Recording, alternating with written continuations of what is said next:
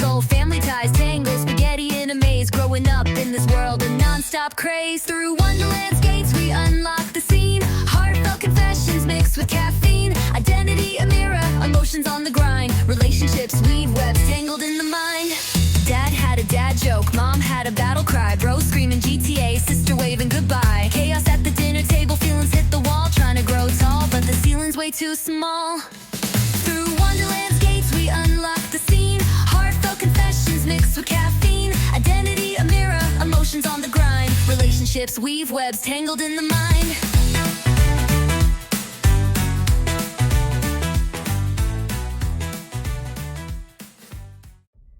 Welcome back to Wonderland Unlocked, where we unravel the strange, the curious, and the downright perplexing aspects of life through the lens of Alice in Wonderland. Today we're diving deep into a topic that many of us know all too well. What happens when a family just can't handle big emotions? You know the feeling. Your frustration bubbles over, your sadness feels too heavy, your anger too sharp, and instead of being met with understanding, you're met with judgment. Suddenly you're the problem. You're too much. You're too difficult.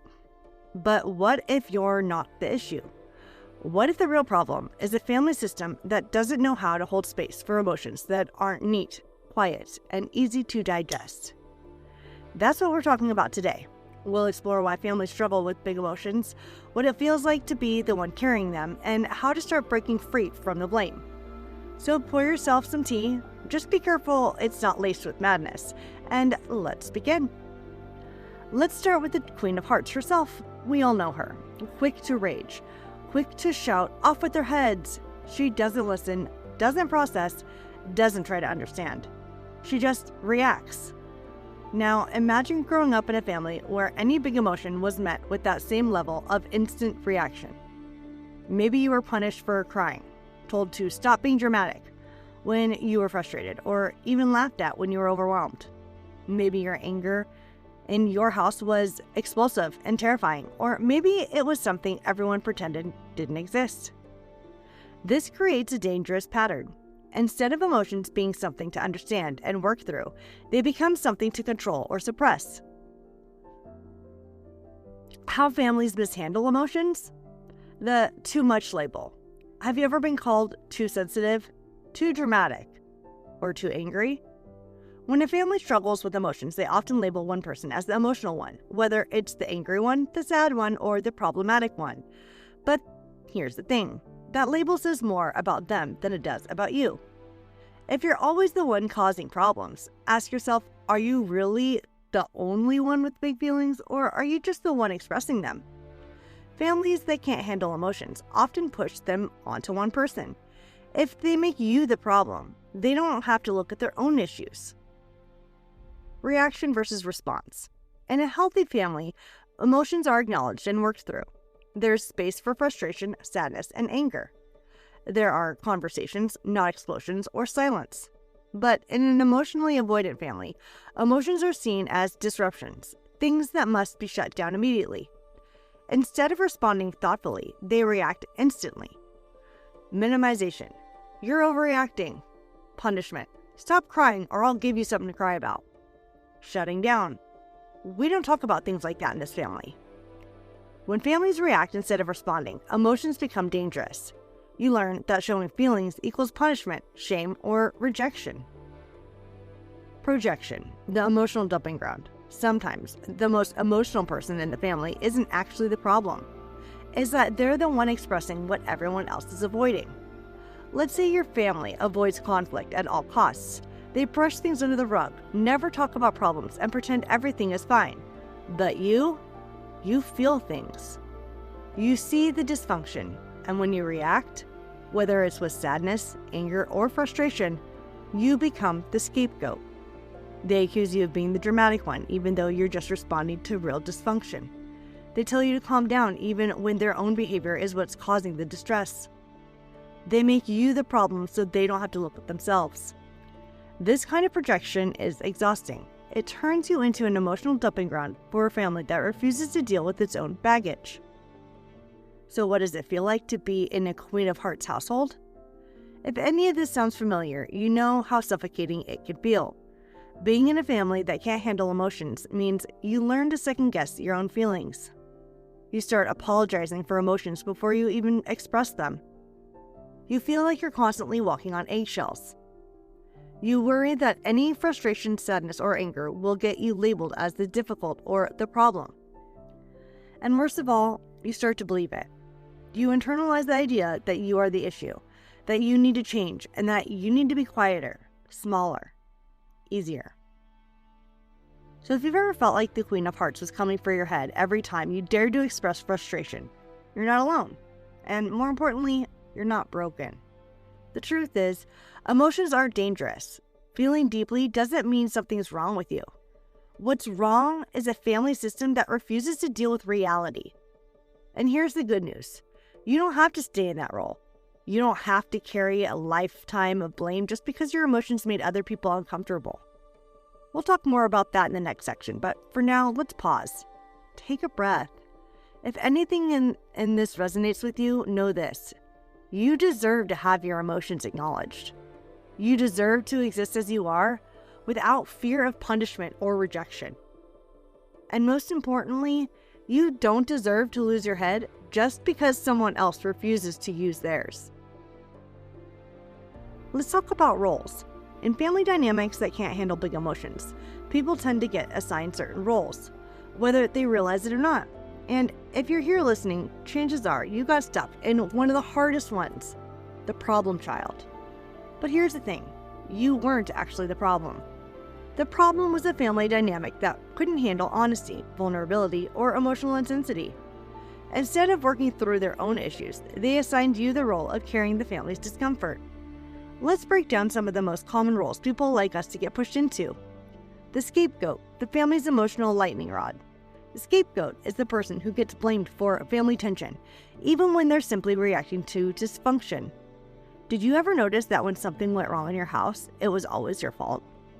Did you speak up about an unfair treatment only to be met with anger or punishment? Did family members bond over criticizing you, making you the common enemy instead of addressing the real issues? In many families, the scapegoat is the one who won't play along with unhealthy patterns. Maybe you refused to stay silent when something felt unfair. Maybe you expressed emotions that made others uncomfortable. Maybe you just existed in a way that reminded them of their own unresolved struggles. Whatever the reason, being a scapegoat often feels like being in a Wonderland trial.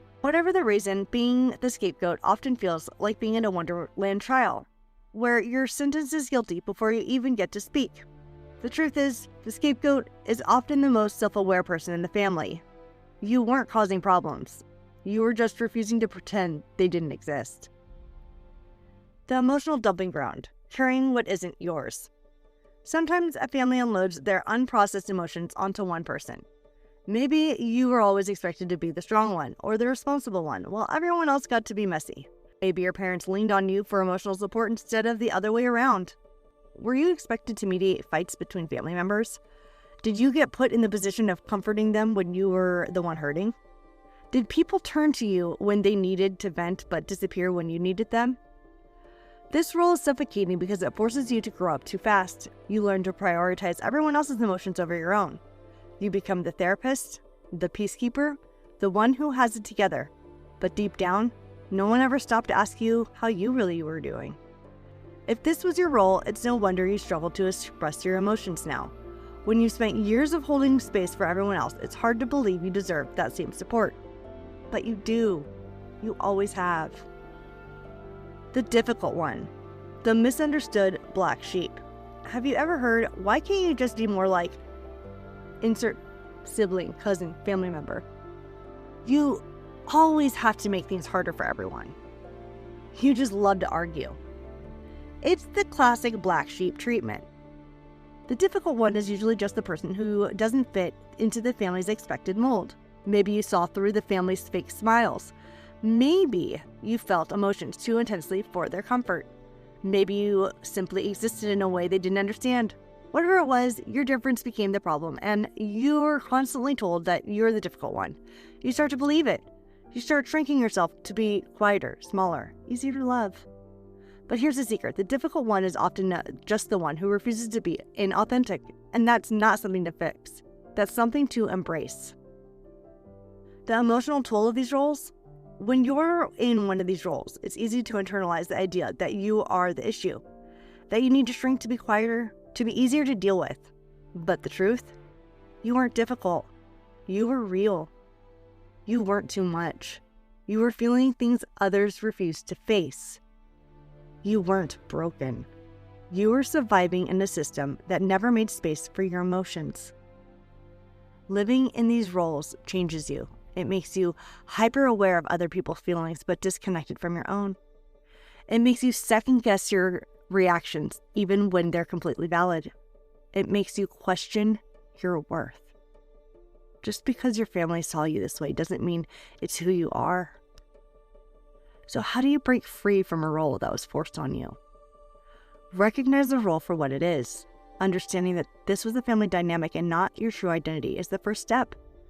Stop playing the part.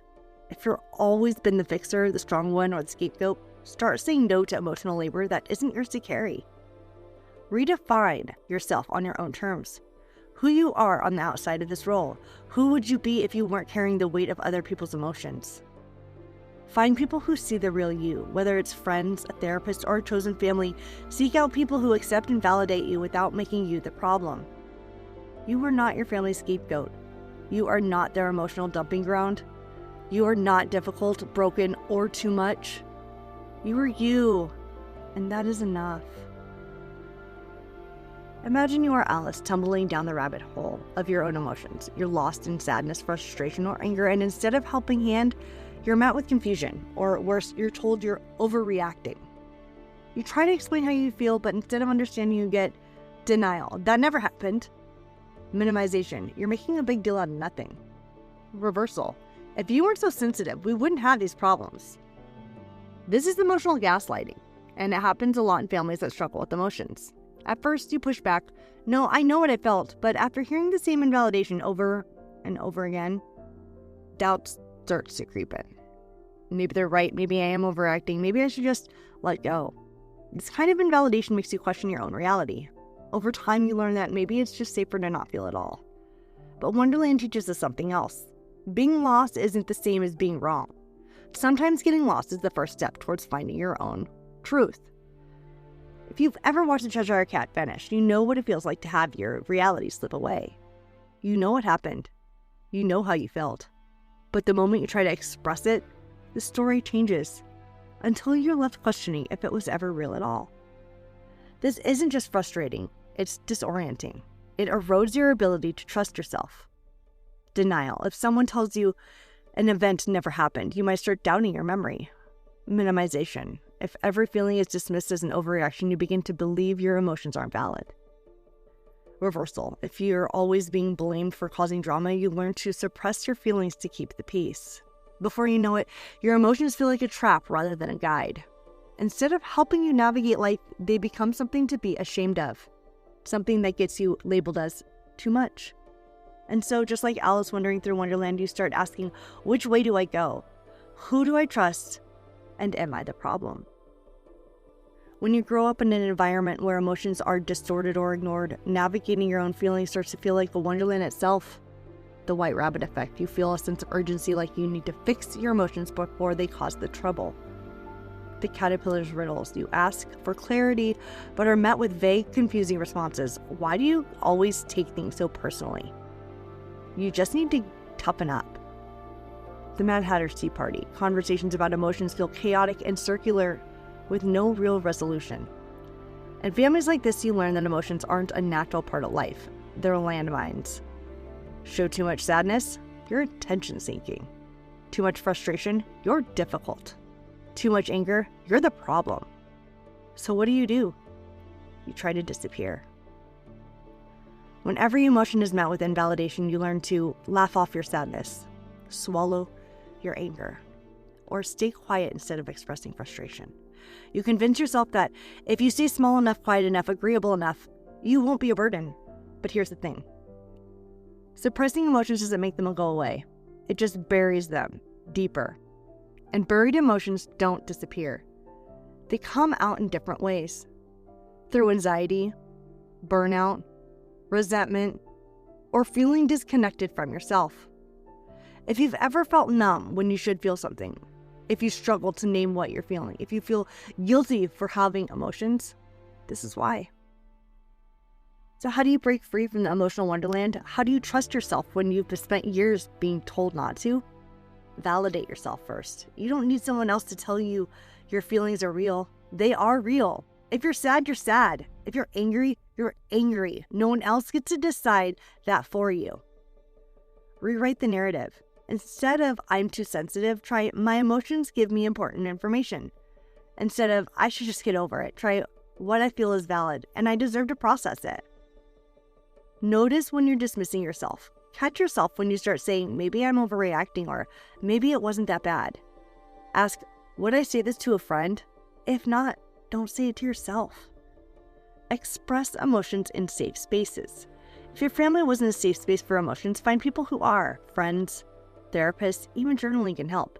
Your feelings deserve to exist, even if they make others uncomfortable. Remember, you're not lost. You're finding your way back to yourself. Your emotions are not the enemy. They are the map. If Wonderland taught us anything, it's that confusion isn't the end. It's part of the journey. You may have been taught to doubt your emotions, but you don't have to live that way forever. You are not too much. You're not broken. And no matter what they told you, you were never overreacting. So how do we break free? How do we stop carrying the weight of a family that will never know how to handle emotions? Recognize the patterns, understanding that you're not the problem, but rather part of a dysfunctional dynamic that can be freeing. Give yourself permission to feel. If you've spent years repressing your emotions, it's time to start reconnecting with them. Set boundaries. Sometimes that means limiting how much you share with your family members who invalidate you. Find your wonderland. If your family can't support your emotions, seek out those who can, whether it's friends, a therapist, or a supportive community. And most importantly, remember, your emotions aren't wrong. They're just real. The Queen of Hearts may shout, but you don't have to listen. Your emotions are not a crime. You are not too much, and you're not broken. Sometimes family won't change. Sometimes they'll never understand. But that doesn't mean you have to keep playing the role they gave you. You get to rewrite your own story. So whether you're still trying to process what's happened in your childhood or learning to navigate different family dynamics as an adult, know this. You deserve to take up space. You deserve to feel, and no one, not even the Queen of Hearts, gets to take that away from you. Until next time, take care, be kind to yourself, and remember, sometimes a little madness is just another word for freedom.